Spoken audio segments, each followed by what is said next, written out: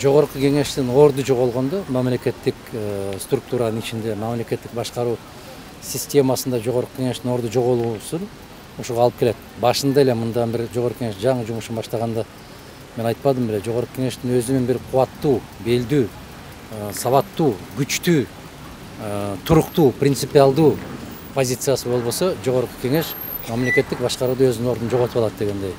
Азыр эми жогорку кеңештин депутаты деген бул мындай bir базардагы камоктун ээси катарында гана болуп калды. Ошол базарком келип, камокту бошот десе бошотуп кое берет. Эмне үчүн деген суроо берилбейт.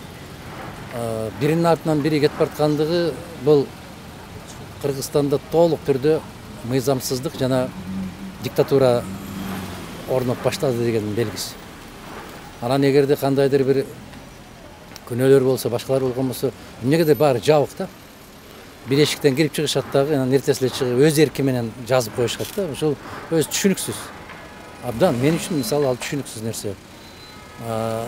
Эмне үчүн өз эрки менен жазды? Анда ошол миңдеген добуш берген шайлоочулардын укугу кайда кетти? Деген маселелер туулат. Сөзсүз түрдө жаралат.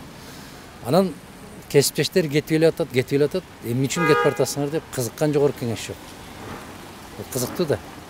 Абдан кызыктуу окуялар болуп атат. Ошондуктан жана мен бир канча жылдан бери эле айтып келаткам, Кыргызстанда моундай бир же күчтүү болуп, алдуу болуп, бийликте турушуң керек, же чөнтөгүң толо акчаң болушу керек.